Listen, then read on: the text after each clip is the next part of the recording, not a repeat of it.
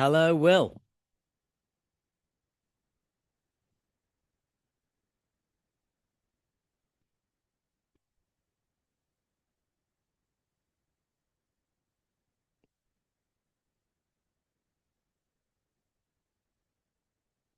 Well, Got you. how it? Hello. There we go. There we are. All right, I hear you nice and clear. Yeah, and you at last. Thank you so much for doing this. Not a problem. Curious though, Yeah. we're not starting officially. Um, uh, nice to meet you properly, really for the first time. But how did I become on your radar? Um, well, this makes my this operation sound a lot slicker than it really is. A guy I know kind of goes rummaging around looking for interviews for me, but also particularly people in the thrash world. I can't say who, but he is the admin of a very well-known thrash metal band's Okay, social media. okay, we'll leave it at So that. yeah, so basically there was no getting away. Hard luck. Copy that. All right, all good, all good. Um, but funnily enough, look, I have not. I've deliberately. I have this sort of ethereal view of who you are and what you've done. Hmm. Um, and I have done the barest of research because I'm not a research guy. That's another way of saying I'm lazy. Um, but Okay, but also it's kind of like, well, what's the point in the interview? I'd have to be an actor. I have to ask you questions, and I know what the answers are going to be, mm, and that way is no way to have a conversation. So the two headlines that I took from who you are and what you do is like obviously the go-to thrash metal host for any live event, etc. But more importantly, that we've got two groups of friends. Well, one friend, DX Ferris, in common. I love that guy. Yes, Yeah, yes. absolutely. Yeah, like just yeah, yeah. D as in Derek, X as in X-ray, Ferris like the wheel. Yeah. Yeah. The, And that, my other friends from back when I was a teenager, Dark Angel. who Acid Rain, for those of you that don't know, open for. Yeah, Yeah, absolutely. Well, yeah, I mean, and we were in Europe for a month with those guys, and it was great to see them fairly recently. Gene has been on the show many times over the years, nice. and he's just, I mean, one of the loveliest guys in the whole fucking world. Never mind the metal community. Yeah, indeed, indeed. Yeah, Dark Angel. I go way back with that band. Obviously, not only being a fan of the group, but just one of those groups because everyone knows if they are aficionados of thrash metal, at least on the West Coast. There's a Bay Area thrash scene, and there's the LA metal thrash scene, and you cannot have any discussion without including Dark Angel. Yeah. Everyone's fully aware about Slayer. Everyone's fully aware about Metallica, whose roots obviously started in Los Angeles before they really, truly made their bones in the Bay Area. But without Dark Angel would be an absolute travesty, mainly because of one of Gene's influence, but just what they did early on, because early, long before they were signed to Combat, they were really making their headway in this scene. So really love the fact that they made a comeback of sorts with Ron Reinhardt's vocals and great. Their latest effort is really solid. So, yeah, Yeah, and I mean I was on board like immediately we have arrived. I mean basically I was your average everyday thrash kid who wanted to like who just loved what I was hearing so much, had to make that kind of music. Um and it's really weird because I ended up ended up on a tour bus with Nuclear Assault about probably about 8 months after having having seen them live and queued for autographs. Mm, And then like like I said, about 8 9 months later, like sharing a tour bus with them, it really was a kind of like a real whirlwind. Um, but I yeah, I was a big Dark Angel fan as well. Leave Scars was the album where they were touring when we were on the road with them, and which I absolutely love. Ron was in the band by then, and it was just like it was just a brutal album. yeah, yeah, Absolutely loved it, but it's kind of I think certainly in the UK scene, I was all over it. I was completely consumed by it, and here I am, 55 years old, having announced today the pre-sale of our next album, which is just it absolutely blows my mind. I gotta be honest that anyone gives a shit, and I'm not just forcing it on people. um, yeah, yeah. And as we're talking now, we're a few months away from your I know, your I output. know, So like, it's insane, it's insane. But so look. How did you first get involved in the scene? Because obviously, at the LA metal scene, around the time of thrash starting to happen, was yeah, completely dominated by almost the opposite kind of music. yeah. Well, let me just sort of put some connective tissue to all of that, Yeah, because there was some building blocks leading up to my involvements, my love of music, which is obviously still the case today. But we'll start with, we'll actually start with my mom. She cool. was the, she was the one that had a very eclectic uh, music collection, and I was a very, well, I found this out early on, but I was a very visual person. So before I knew what these bands sounded like, I was able to see these album covers, which he had stacked around the house, growing up, and I'm just picking them up, looking at them, and just being mesmerized by what I'm seeing. And not even getting into the lyrics, it was the actual artwork.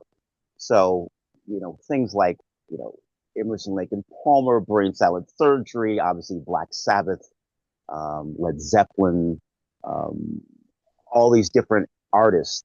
That's what got me going in the context of what I'm listening to. Then I listened to it. Then I found just an absolute love for it. So that's where it started. All of the aforementioned bands still in my collection, but as the years grew on, I started to build my own collection. And then I started to attend shows in my youth and then go to shows with her. So that's really what really got the ball started. Uh, Towards the latter part, 70s, getting into the early 80s, um, started to started to get live recordings of some of these bands. Now, these is very crude, of course. I think TDK and Maxwell were the you know, Yeah, the the tapes of choice back in the day. right. So there was obviously the lesser brands that you get at the dollar store or the Sears, which is no longer a department store anymore. But you get these cheap tapes, record them on a radio, and some people would bring in their recording devices to shows, record them, and the whole aspect of making a list and just making contact with tape traders all around the world. That's that was it for me, because even though I was in Los Angeles um, in that early 80s era, there were so many different scenes going on, which I'll touch on a bit. There was the punk scene, which was also thriving and active at the same time, long before we really get into the real bones of thrash metal. So the tape trading, which was just something that just opened my eyes and ears to all the different scenes and all the different bands from around the world. That led me to all the different heavy metal fanzines, Headbanger, Metal Forces, of course, the Mighty Kerrang! At the time. There would be a listing for Pen Bangers, or I think the Pen Bangers was in Metal Forces, but nonetheless, there were people in Kerrang!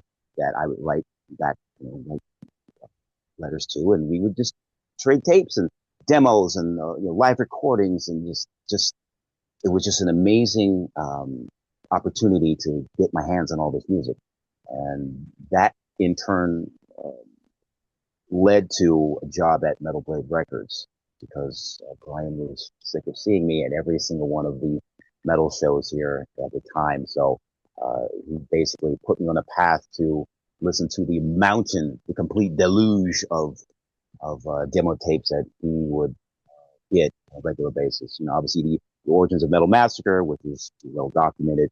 Um, but started my first job there like the tail end of 1984. But everything leading up to that was just being passionate about the scene, the bands that I would see in the clubs, sometimes sneaking in. But very top of the leaderboard. It starts with my mom, her collection, and what got my curiosity to go down this path of just collecting, being a fan, and working behind the scenes. Well, that's somebody else we've got in common then, which is Brian Slagle, who's been on the show a couple of times and is just Yep. a thoroughly solid dude.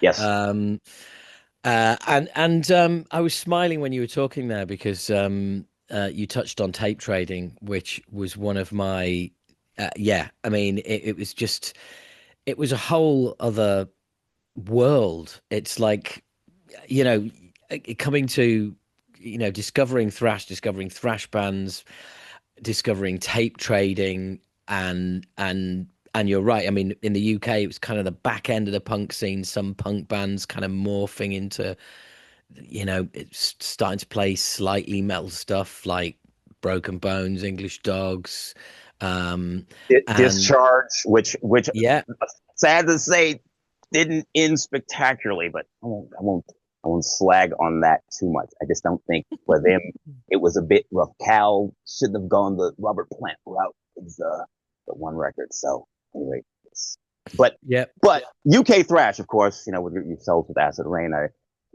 just to sort of dip in with Sacrilege UK, just amazing. yes, We had them on the label, and within the prophecy, just amazing. Of course, Onslaught, Zentrix, oh god, just, Bolt yeah, Thrower, Warfare Tank, just things that yeah. were just even more dirtier than Motorhead. It just had that slight punk aspect to it. I mean, rest in peace, the mighty Alfie Ward. Good dude. Yeah, and it's the but the tape trading scene was something that was just completely blew me away because I was kind of I was marginalized. Me and my friends, we were into this kind of music that you're an outcast anyway around those years if you were into metal. The fact that we were into stuff that even the metalheads were like, nah, don't really like that. We were like the outcasts of the outcasts, and to find that you could communicate with people in Norway who Yeah, liked the same kind of music that you did, and that you could be swapping tapes and stories of going to see bands and things like that. It just absolutely blew my mind. yeah. The fact that everyone, it was nice to know that I wasn't alone in going to Yeah, such great lengths to do my own recordings in a lot of the cases, write down the song titles, make little notes of, the sound check. I included 5 songs they did during the sound check. Write that down. Here's a demo for this band. This is the song that they played live. I would put so much work into what I was going to send this person on the other side of the planet that I knew that they were going to appreciate it. But mind you, yeah. this was very crude, very crude methods, putting them in envelopes and stamps. Remember stamps when you had to Oh, dude, slap? Yeah, Ronnie from Morbid Mag had the right idea. He was all about recycling way yeah, back when. And what he yeah, used to do is yeah. he used to post stuff over to me and he would put water soluble glue on the stamps. Okay. So when they arrived my end, I would wash the stamps. The soluble glue would come off Ugh. with with the postmark, Okay. dry it out, and then I'd put those stamps back in the envelope in my reply, and he'd get those stamps at his end, all dry, no postmark on them, ready to use again. say now that's absolutely diabolical. I'm just thinking about reusing.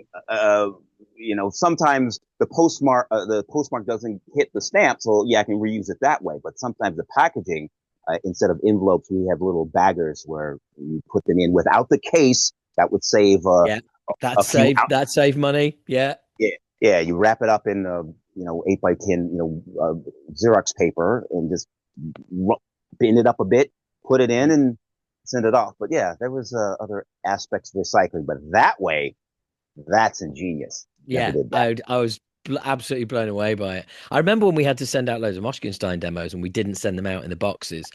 We Hmm. just sent the cassette, the inlay card with a rubber band around it, and then put it in an Yeah, envelope, because yeah, that way you could sneak it through as like a slightly heavy letter, as opposed to the minute you put the CD box on it, it became like a parcel, and and that would get picked up by the post office. And yeah. I used to go and drop them all over the place, so there wasn't like too many in one post box. Yeah, and then if you continue to go to that same location, then they start to recognize your face. So Yeah, you want to, sprinkle your goods around town, so that way it comes in as, oh, this is just another letter going through. But you're coming in with yeah, box, because this was an ongoing commerce thing, back and forth, back and forth. So I didn't really uh, stop for quite some time.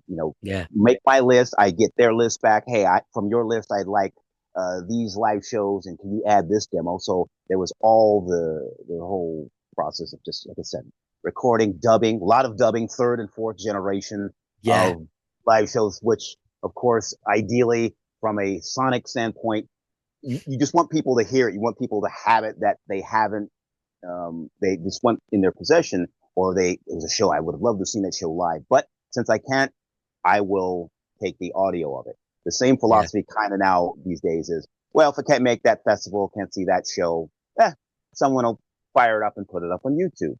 yeah, So it's sort of like, you know, that the technology, of course, far far succeeds the crude methods that we used back then. But yeah, whatever it took to hear what someone has been sitting on for quite some time, I want to be excited by it. It's like the energy that when people got the No Life to Leather demo, that was an eye opener. That was just like, who's this band? So that's in the midst of all the tape trading, you get these amazing gems that were good quality recordings, even though yeah, when they were dubbed over and over and over, you could still hear the meat of it, the meat of just like, oh, these are heavy riffs. This is really something that I'm gonna really love for a long time. well, that kind of leads us nicely into you starting to work at Metal Blade in 1984. um so I mean, that's still, very early days of the thrash metal scene. And so you must have heard quite a few demos in that job. Yes, you could say that. Yes.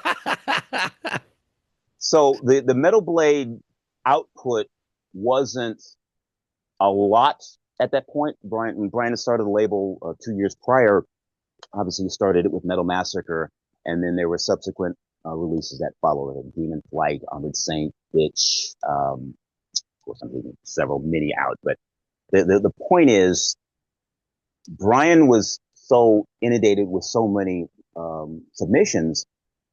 As I said previously, that's where I came into play, because he felt, well, if we are like-minded with this type of music, then perhaps you can sort of take over, so I can, do the Metal Blade business. So he did, and that's, I think, around Metal Massacre between 7 and 8, sort of when um, I was able to sort of put something together. But it was a long process, demos sent from all over, and I also pulled from my collection of things that I had tape traded, and that I had kept. So there were a few acts that sort of made the cut of accent I was keeping an eye on, but I had an opportunity to further and do something with them. So it was, a good learning opportunity to listen to these tapes. And I'm talking listen to the tapes, not just 30 seconds of a song. Yeah, Listen to all the songs because I may not like the first song. I might, if I get to the song 3 or 4, that's the one I'm like, oh, perfect. Love it so much. I'm going to put that on the compilation. So it was trial and error. And also yeah, we had a punk subsidiary called Death Records. So there was some involvement with a compilation called Complete Death. I put together the second one on that. And one standout from there was Angkor Wat from Corpus Christi, Texas. And yeah. yeah, Wow. and Lethal Aggression from Jersey. This is all off the top of my head, no notes. Yeah, um, boy, Hatred, and there was a few others. Mission of Christ from Canada. I tried to do something with them, but again, this is just tapes tapes I got sent in, eventually needing their masters to send to the studio, compile it, put them in an order, and put something out. Put it in a sampler because we couldn't sign everyone, and yeah, the budgets were, very very very low. So we just sort of had to explain that situation early on. But bands were bands were anxious, bands were excited, bands were hungry, and that was something that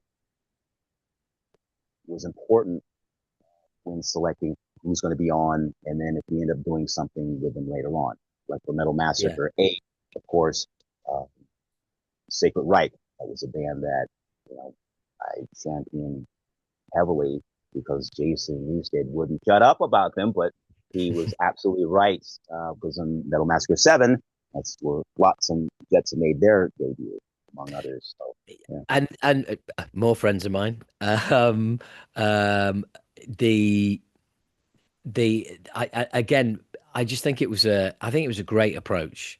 The idea that, being on a Metal Massacre was, being on one of those compilations was kind of, a way for bands to kind of really sort of prove that they were, next level up.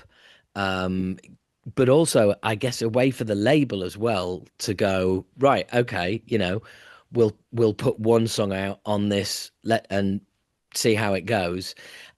And if everybody's reviewing it and you're getting a high percentage of people saying, X band, X tune, Yeah. then it's great market research to go, well, yeah, we kind of had a feeling about them. Maybe come back, and do an album.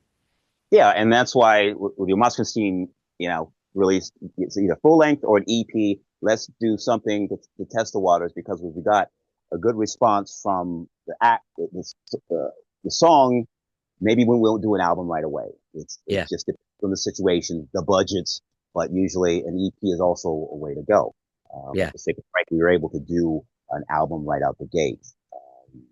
Something Grant to watch, but it took time to sort of get to that stage. So it's yeah. yeah, Yeah, but it was just a great way of putting. I mean, those things were, absolute gold dust over here. It was, but also we're talking an era where, um just, people would collect absolutely everything that certain labels put out. yeah. Combat, Metal Blade, Roadrunner, Music for Nations, whatever that label was, you'd be out for it. That these record labels had a brand, and you already appreciated what they put out. So why not accept what's going to come next? And then hopefully, if you're an artist, I want to be on that label because Slayer is on that label. I want to be on that label because Anthrax on that label, whatever the case is. So that also helped as well, as far as Yeah. the brand goes. So how long were you at Metal Blade for? Roughly about 5 years. About 5 years. And then so 84 to 89. And how was that? Because like, 89 is it's so close to kind of, it's like 89, brilliant, 90. Oh shit, what happened? Yeah. So we're 3 years out from the music biz sort of The barren turning. years. Yeah, so just like what say, eh. Um, Well, like we'll put it this way: at the end of 1989, our management went to the States with demos of our second full length album, Obnoxious, and mhm, they took demos. And on there was a cover version of Hanging on the Telephone mhm, and a few other tracks yeah, that were going on the album. And our management came back and went, well, we were offered. They were offered a deal by Steve at Mechanic, which of mhm, course, Mechanic MCA, which of course, no way in hell did they want to take that because nobody wanted to work with Steve Sinclair. yeah, um, and then there was, and there was like a couple of other labels, and he said like, but guys, great news. We basically one deal offered, two labels absolutely think like this is, hanging on the telephone's great. You're this is all brilliant stuff. But what we want to do is we want to go back with the finished album, and that will give us more bargaining power because we know this is going to be great. And that was probably I think about November 1989. We mhm. recorded in January, and the management went back out to the States in March and couldn't get a fucking meeting. It was And just, it was just like in that space of time, it had just flipped. yeah. And I went, nope, nothing. You had, I think, before the term ghosting was a term, that would have been, Yeah, yeah. It was just like, nope. All of these labels who are really excited, it's like, nope, they've moved on. They've yeah, said the bubbles burst. The bubbles burst. It's over. They're not signing any bands like that. Not yeah, signing any bands like you. yeah. It's just like if if if you don't have, it's actually the acts that were image conscious. If you don't have this look, or we songwriters, we need hits and videos in MTV, which was Yeah, a vehicle at the time, which is basically non-existent now. But back then, um, it's like what they took the worst of it because all the acts that had the videos, the look, the yeah, budgets, yeah, all gone, all yeah, gone. They've been able to sort of flip the switch. And this has been documented as well. This is the whole Nirvana, grunge, but it's all about what we can do to maximize um, our exposure in the label. These bands, they're selling, they're doing better than the bands that we dealt with in the past, and they don't have. It's like almost anti-image, and metal. Metal went well, all scenes they go through phases, but definitely early '90s. It was waning. It just was. yeah. Oh, look, I'm first to admit, um, I'm happy to say that grunge didn't kill thrash metal. Death metal didn't kill thrash metal. Thrash metal Yeah, turned the gun on itself because it failed to innovate. yeah, It got stuck in a rut. yeah, You know, track three, side one. Is that the ballad? Yes, yes, it is. Yes. You know, yeah, is that yeah, followed by a track about how Mother Earth is dying and we're killing it through? Yeah, that's right. Yeah, yeah, it is. yeah. Um, you know, Very formulaic. yeah, it had, Yeah, and we'd gone from being the most exciting, edgy of seat, fucking pushing the envelope kind of music to lazy, to predictable, to formulaic, mm, um, and yeah, very, very quickly. Um, I mean, I hope that doesn't happen again. I don't think that can happen again. But even to this day, as much as it makes me smile, seeing kids who are 20 years old in drain pipe jeans and the closest thing they can find to high techs or Nike high tops, and a freshly ironed, beautifully brand new Creative Pleasure to Kill t-shirt. yeah. It does make me smile, but Mm. that ain't getting us anywhere. Yeah, well, look. I mean, there were exceptions to the rule. that period. Obviously, Pantera rode the wave of what they started off with to what they ended up being. So again, exceptions to the rule, but man, Yeah, it was slim pickings because the acts that were out there still touring, still putting out releases, crowds weren't showing up. yeah, The label support and all of that all that went away, and a lot of yeah. bands just had to reinvent themselves and just sort of, okay, if we're going to hop on a trend, let's roll with it because we have bills to pay. Well, Creator's renewal album, which is very industrial influenced, Yeah, and yeah, everybody was doing what they could to yep, survive to get through this, this hump. And look, you do what you do to get through.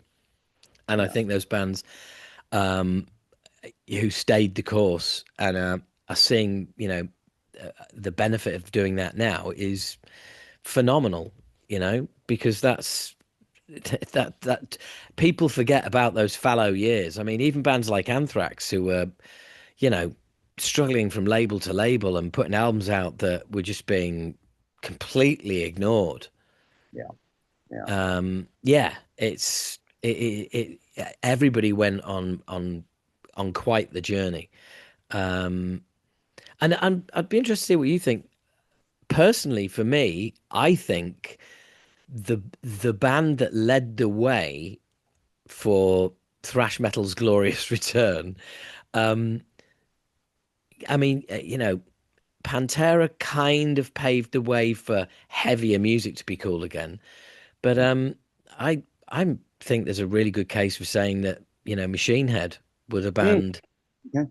that this whole second wave Yeah. owes a debt of gratitude.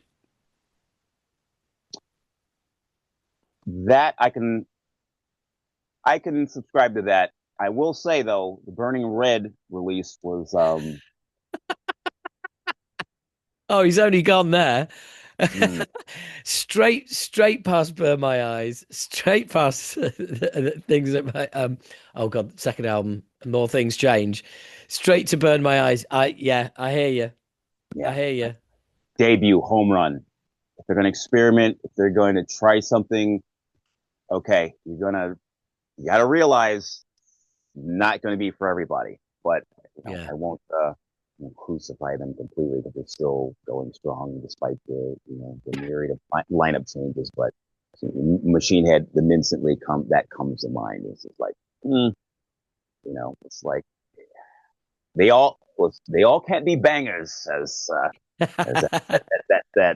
that phrase is often used, but the truth. And this is a personal opinion. This may not. Someone hearing this may feel the complete opposite, and that could go for any artist or any of their releases that did not have this perception of being amazing right out the gate. It took time. Songs needed to build, or the lengthy epic songs. It's like, what are you doing a concept record for? Or it's like, what is this? What are these string arrangements? It's like with Celtic Frost is another example. Great. Yeah. I mean, obviously from Hellhammer to Celtic Frost, classic, amazing stuff. Then a complete 180 when 180, 160, whatever, 360, multiple changes. When you get into Cold Lake, like very puzzling, a bit of a head scratcher. So these Y- are the quick examples I cite that, despite these releases, people still admired their efforts, even though it did not um, sit well with a fan base at that time. People have come back Yeah. to visit the Kiss the Elder, or come back to visit again any art, again off the top of my head, any artist that has tried something different. You know, it's you have to give them A for effort, for at least trying. If it doesn't Yeah. work, just move forward. Metallica, on and on and on. So Although I do know somebody who's very close uh to Tom Warrior. And he said, when asked about Cold Lake, like Tom is like, Sorry, can't explain it. Don't know what the fuck I was thinking. Mhm. Um, it's a dreadful record. We should never have made it. And yeah, it's just like he's got no interest in talking about it, defending it, Yeah, reassessing it, or any of that. Just yeah. nope. I'll tell you this one last piece about that. Mm. What really sold it that it was going to be different was the whole look on the back.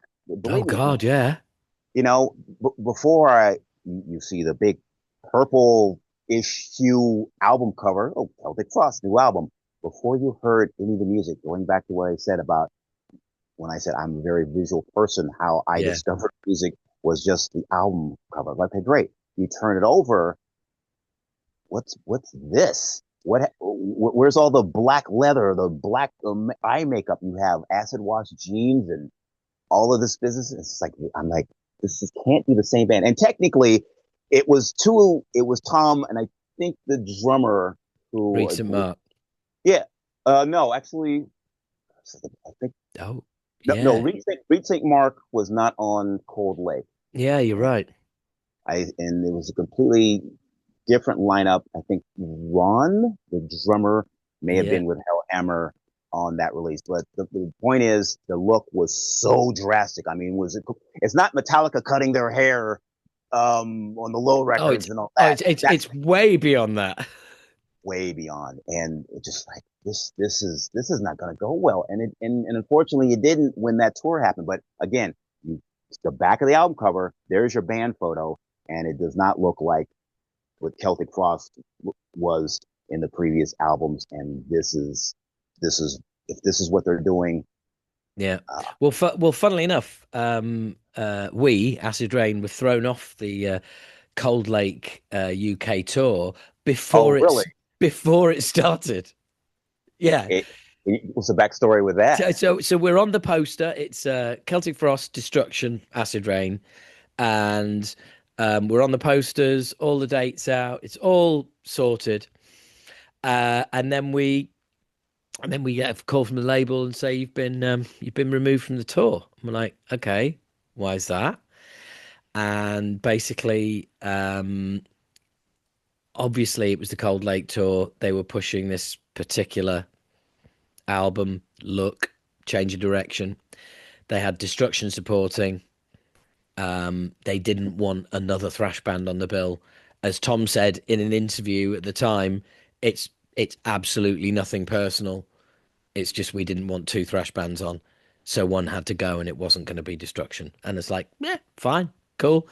All I right. mean, you know, I was not as philosophical as that at the time, um, but yeah, what are you going to do? So, I mean, that would have been awesome. You know, that would be a story to tell. Having been, you know, being on the Cold Lake tour, that would have been great. But Well, yeah, for the experience, but I mean, yeah. had it transpired, and you could see firsthand, you know, you do your set and you can sort of see how things would transpire. But yeah, Oh yeah, I mean it was a shit show of a tour over here. I mean it was yeah, full on, you know, just outright booing. yeah. You know, a band coming back, a band returning to the stage to do an encore, being booed on. Yeah, that's Good Lord, man. yeah, yeah, tough one, tough one. But Yeah. yeah, that was God, yeah, I'd forgotten all about Cold Lake. Yeah, it's. Most people have, but Yeah, yeah, including Tom. Yeah. But I kind of, he's doing fine with Triptychon. He incorporates the Celtic oh, Cross yeah, the catalog in that, so it's it's an easy layup to slag it. But those were my yeah, feelings then, kind of still my feelings now. If the production was going to win me over, I'd say so. yeah, It went from image to what if you started out that way, fine, but it's complete opposite of yeah.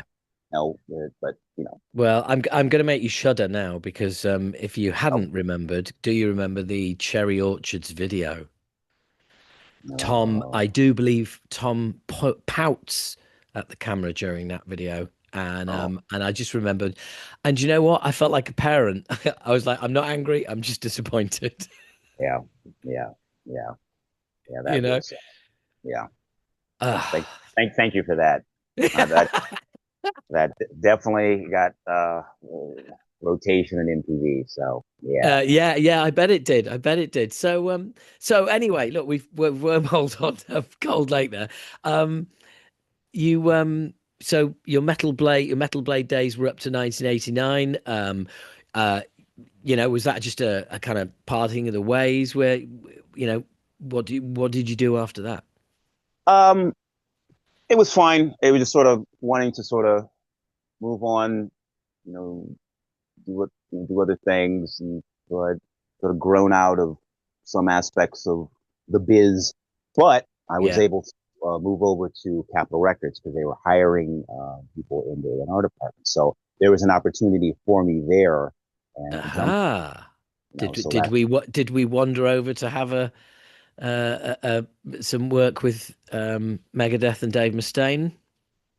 somewhat there was some input when we'd have our weekly marketing meetings because they were already on the label. The Yeah. Capitol had already had some rock and metal acts on the label. So like the Havana Black, Great White, Megadeth, of course, Poison. Maybe it was. I think they were strictly on the label 100% through Enigma Records. I think Striper was distributed as well. And then I'm leaving Iron Maiden. I think I I want to say the tail end of their deal had was done. Um, That's quite the roster, though. yeah, and then of course Exodus. I was able to A&R that project. They were already signed to the label, but in the midst of the transition, when I found that out, oh, jumped at the chance at doing that. So Impact is Imminent was the release that was pending, and then when I came aboard, I sort of followed that all the way through, leading up to the last album for Capitol, Force of Habit. And so it was tough because I went from a true heavy metal fan, Brian Slagle at Metal Blade Records, to a Yeah. person that really wasn't a big rock and roll guy. So he was, I'll just say it was very tough to get anything through the system there. And I went out every night, all the clubs, went to Ah. showcases, went to seminars to see all these bands. And, any heavy or thrash related things probably wasn't going to get much love from my boss at the time. But I tried, everything was an opportunity to like, here are the bands that I like, but if it may not be right for the major label, let's give it a shot anyway. Because why not? Oh, Wasp. That was the other band I could think of on the label. Wasp. Of course, yes. Yeah, but Yeah, it's like it's tiring being salmon every day, you yeah, know. Yeah, yeah. that Yeah. that yeah, ultimately, yeah, it's heartbreaking. It is, and the bands that really deserve an opportunity to be seen, to be heard, and you won't be bothered to come to the showcase with me or listen to it.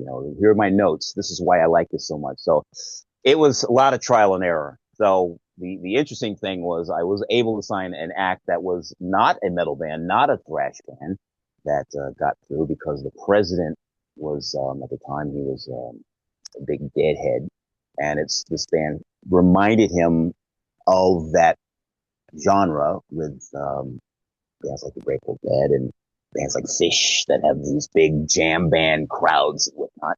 That was the Butthole Surfers. Oh, wow. Yeah, so not too many people remember that.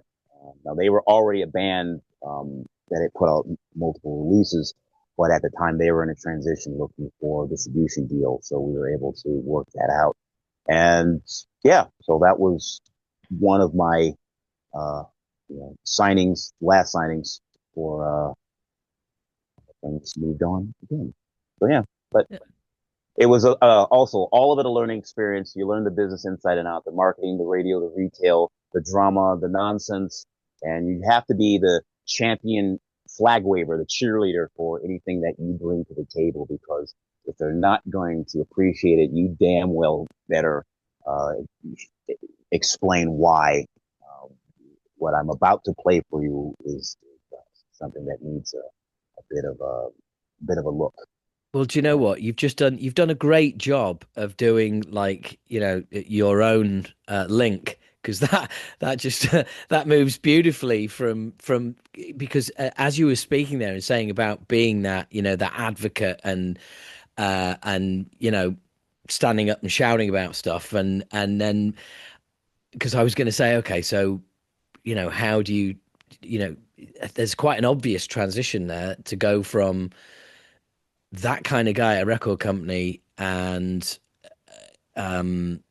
to then being that kind of guy on the radio and that kind of guy on stage and in a live situation. You literally described, who you are and what you do, except just without the record company, without the office, just being Yeah, being that advocate and that person who is, going to step up and say, hey, yeah, listen to this. And here's a reason for why I'm playing you this. And it's like, well, yeah, that's a DJ, that is a presenter, that is, that's an MC. yeah. I took my passion that I've had all along. I manifested that as much as I could wherever I go, whatever I do. The DJing came from, 20 years, KNAC, the .com era. It was a station widely known at Long Beach, California. But when they went to the .com era, I did a show where I could literally dip into my own catalog, dip into my own records, all of my Awesome. collection, and just have a field day with it.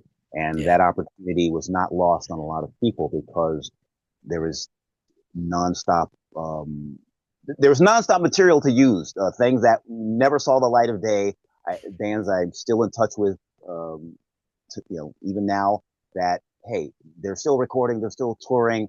Let me hear what you got. And now I may not physically get their CDs. I'll get a download link. But meanwhile, I get to talk about it, or I at least get to play it. And that's what KNC afforded me. And now I'm able to sort of branch out of that with 128 dB Rock, which is also another station, um, as and Total Rock.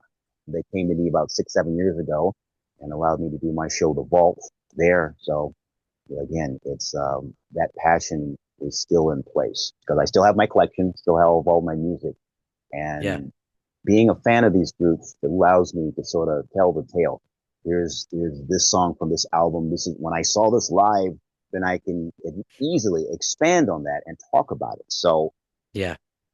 but yeah, I do a radio show twice a month, 1 hour for my patrons on Patreon. nice. Um, and it's behind the paywall, although it's also available to free members. You just have to be a member. But because it's behind a paywall, the algorithm does not hear it. So I Yeah, can play whatever the hell I like. yeah. No one, And no, nothing like FCC or anything coming at you yeah, needs to be regulated. It's yeah, like, absolutely. And it's so much fun and it's exactly what you're describing there. Sometimes it's a case of yeah, it's playing a song by a band who supported us 28 years ago who only ever put out one album, but here's a song off it and that album's brilliant and yeah, why did nothing ever happen with these guys? They were amazing. Um, and yeah, and but the flip side of that as well, hey guys, here's a new song off so and so, and keeping people up to date. Because one thing that I think particularly people of our age, our vintage, mhm, some people have a tendency to say, there's not much good music coming out. There's that, yeah. there's and I always think, well, it's the well then there is, and it's on you if you can't if you think that that's on you, because we are at a time in human history where there has never been so much music being released, and it has never been so easy to find. So So if it's you you now, know yes. So if you think that, you're not looking in the right places, or you're just not looking. Or not making the effort to do it whatsoever. You Yeah, really can't be closed-minded. Unfortunately, there are people that are this way, but being closed-minded to the acts that are out there that are trying to make headway in the humongous amount of material. It's just, it's unfortunate you mm, missing out, so to say. Yeah, yeah, man. yeah. And I've always been, and I don't know if this comes from a tape trading kind of background. Maybe I'd never thought of that until now, until having this conversation with you. So I'd be interested to see how you see it, because I've always found myself looking for the next thing. Mm, Yeah, I want to be like the next great, not the next great band, but just the next great album, and it yeah, doesn't have to be a light, it doesn't have to be a whole new genre or anything, just like the next thing that I can share with my friends and go, have you heard this? yeah. That was that. I hear what you're saying. That was something that was instilled in the A&R folks to do just that. Go out and find me the next big thing. Whereas at that time, 15, 20 years ago, what will people be listening in 10 years? Well, it may not be what I like, but the next big thing that was, boy, that was like a mantra. And Right. it's, that more that record company mentality. Now it's like if I hear something I like, I'll turn it on to people. But the next big thing, Oh, that's that's yeah, what I'm talking about. That's what I'm yeah, talking about. That's all I'm bothered about. The next thing that I like that kind of mhm, blows me away and go, wow, mhm, I'm like a kid again. I can't stop playing this. I get to the end of the album and I'm like, yeah, I want to play it again. And it's like you've got the angel and the devil on your shoulders going, but you can't just play it again straight away. And it's like, yeah, well, why not? yeah. It's just, it's like I said, people either set in their ways, but if you're gonna find new Yeah. things, like some things I like that, there's a group called Sadistic Force from Austin, Texas. Really cool, like kind of throwback uh, thrashy band. And then there's a band out of Argentina called Horcus, who just I find them amazing, but they've only played America a few times. So I was able to see them. I did sound for them a couple of times, and Oh, I'm right. like, wow, Okay. That's seeing them. yeah. Definitely. Well, I mean, that's like, and they weren't on my radar until I'm like, oh wow, this is really heavy. This is really good. There's a band from Scotland, as a matter of fact, that I also like called the Broken Ravens. They're not a thrash band, but the good hard rock group that Right. good energy. I don't know if they're gonna be the next big thing, but they Yeah. entertain me. That's Yeah. what it that's what it means at the end of the day. It entertains me. But Yeah. I'm just again, unless I'm in some setting where I need to generate income and all that. Going back to that's like I gotta save my job. I have to find I, somebody get Diane Warren on the phone. She's gonna need to write hit songs for this band. Someone or what's that cat who did a lot of stuff with Kiss? I'm getting off to the tangent here. Desmond Child. Desmond Oh, Child. good old You know, Desmond. he's good at what he does, but man, he was like, he's not cheap. He's very expensive. So for all you Yeah. Kisses, Bon Jovis, and all these Alice folks from Cooper. Alice Cooper, he wrote hit songs. They were on the radio. They were on MTV, so on and so forth. But Yeah. that is the complete opposite of things these days. But then Yeah. it's like yeah, I'm more inclined to find something that entertains me, then I'll tell people about it. I'll shoot them an email or I'll post it on social media. Hey, here's a link for this band I saw. You should check them out too. And then leave it at that. People make their So own what are decisions. you so what how do you spend most of your time now? What is because I've seen, you've got I mean, to me it seems like basically you got a pretty sweet gig of if there is some form of if there's some form of boat with bands on. Yeah, Yeah, man. guess who's going to be emceeing that? And so A, is that the case? And B, how do I get that job?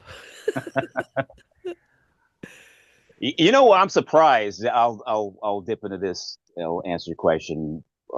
post haste. But I'm surprised that, and you tell me, has Acid Rain been approached at any point to do the 70,000 tons of metal cruise?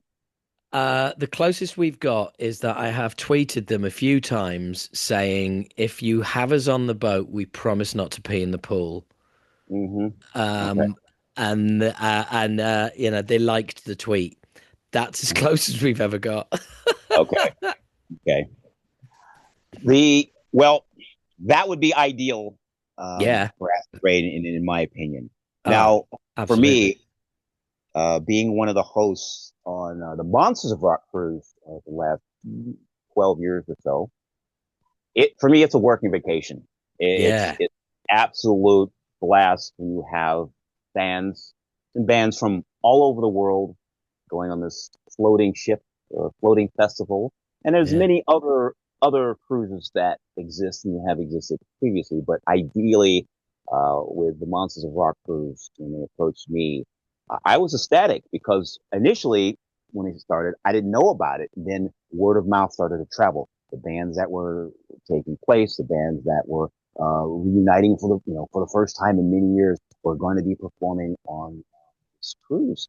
And I was like, this is very interesting. So I was more than happy to take part of it. So not just being a host, I also get to do DJ sets, going back to my love of, dipping into my own collection and then Yeah. playing music, just sort of that added value. Because every year we'll have a lot of favorites returning. Usually it sails out of Florida, um, when you're in the West Coast. But hey, again, floating festival, I get to see bands that I love, bands that I've worked with, bands that I get to play on my show. So it's been a blast, and it continues to be a blast because every year there's going to be a little different twist. There's going to be a band that has been sought after, and it's we're going to have a very interesting one coming up in April.